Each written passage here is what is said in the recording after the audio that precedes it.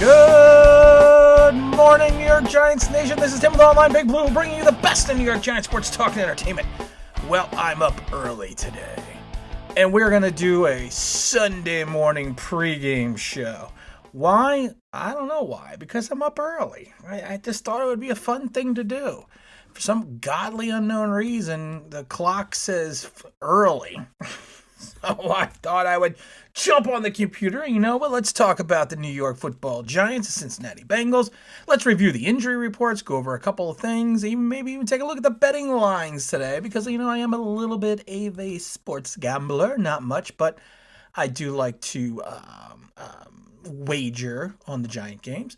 But first things first, let's get into the New York Giants and some of the news that we had coming out. And some of this is old news, but like I said, if you're up early this morning, it may not be old for you. Xavier McKinney, Graham Gano, and Tay Crowder have been activated for today's game.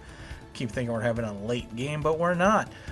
These are all wonderful signs. It'd be interesting to see how we work Mr. Crowder back in after his breakout game against Washington. Of course, this will be the first action for Xavier McKinney on a kind of and of course, it was good to have Graham Gano back after coming off the protocol for the COVID. Of course, we also learned that, on a different note, that Oshane Ximines will actually be placed on the IR. So that means he is out for the season. He's going to have surgery on Monday to repair his right rotator cuff. He's, of course, been on the injured reserve list since October 9th. It's not a good thing for Oshane. He's another one of Gettleman's draftees, along with like Lorenzo Carter, who was out with the knee surgery. Not knee surgery. He had the Achilles, the torn Achilles tendon. That's right. I had high hope for Oshane coming out of Old Dominion. Just didn't really work out. He had 4.5 sacks last year. This year does not really work out. I'm hoping that he is going to make a strong return in 2021. Speaking of injuries, let's get into the Giants injury report for this Sunday's game. James Bradbury had personal issues. He did not practice the last couple of days, but he is going to be a full participation as on Friday's practice, so that means he will play. Sterling Shepard still kind of dealing with the hip and the toe injury. He was limited in practice on Friday, but he will be good to go. And same with Kevin Zeiler, who was who's listed as having a concussion. He was a full participant on practice on Wednesday, Thursday, and Friday. And he is good to go. And let's see that Brandon Williams, he's still questionable. Had limited practice with that ankle on Friday, so we don't know exactly what his decision time will be. But you know what? It looks like we're going in pretty healthy against the Bengals. The Bengals just got guys out left and right. They got guys that are questionable. They got guys that are doubtful. This is a game, like I said, that we should win, but we'll get into the final solution of that. Speaking of injuries, I did want to bring up something really funny I was reading, of course. The Denver Broncos don't have a quarterback. All three of their quarterbacks, even the guy on the practice squad, are all in the protocol for COVID. Come on, guys. Can the NFL cut these guys a break? I know they got a couple guys on their roster that were quarterbacks in college but are not playing wide receiver, but damn, man, how rough is that? You would think the NFL would have said, hey, let's postpone this game for like a week until we can figure out exactly what's going on, because that it's bad enough you're playing against the Saints, but you know what? You want to play against Saints without a quarterback? I just want to mention this, and I know it's probably a little late because I don't have time to fly out to the game.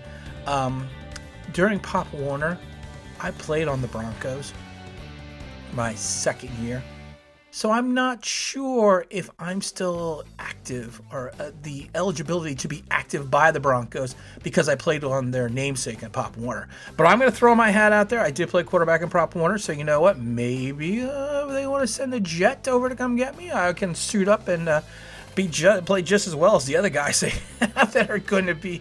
It's going to be interesting. That is one of those games that I'm going to turn on the dish and watch because I am extremely curious about how that is going to play out. I'm also extremely curious to see exactly what's going to happen with Xavier McKinney coming back. It's going to be interesting because how are they going to pair him with Peppers? I love Peppers right now. I've always liked Peppers. I liked Peppers when he came out of Michigan. He's a Jersey guy. He just plays all over the field. I mean, he's played a total of 498 defensive snaps this year, and he's played everywhere. He's played in various spots. He's played in the box 227% of the 227 snaps at various linebacker spots. He's played 39 snaps on the defensive line, 128 snaps at slot corner, 21 snaps at the outside cornerback, and 83 at free safety. And then people are worried about where we're going to mix him in. I mean, he's played more than he's played 45.5% of his snaps in the box, basically as a linebacker.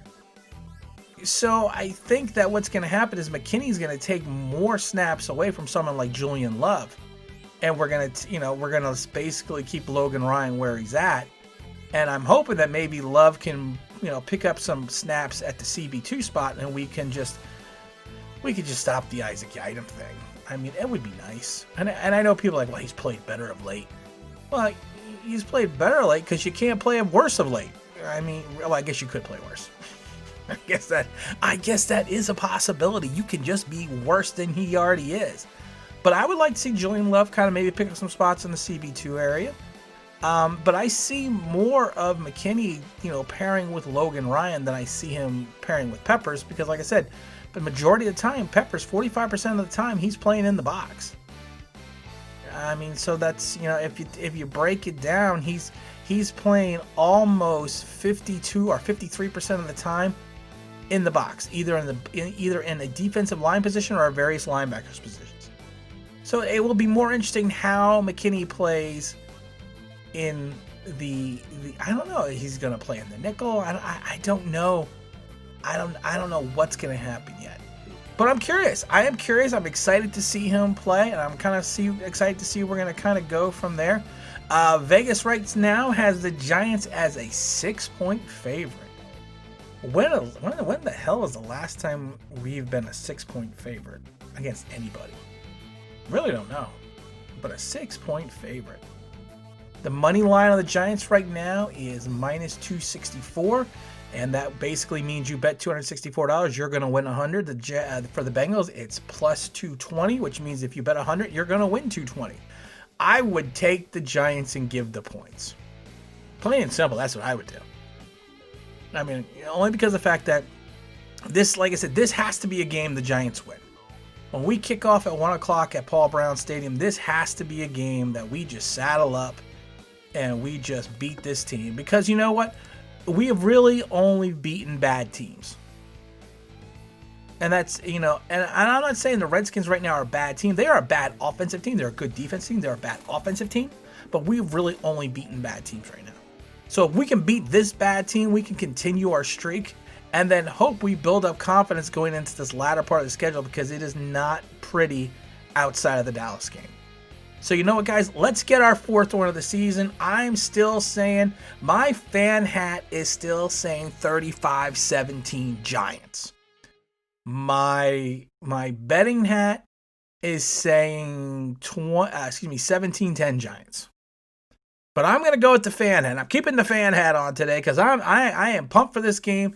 It's nice to have a somewhat meaningful game in November. Let's see if we can continue it into December. And again, this is Tim with Online Big Blue, bringing you the best in New York Giants sports talk and entertainment. And as always, if you could like, if you subscribe, if you ring that bell, I think you know what I mean. So that'd be awesome.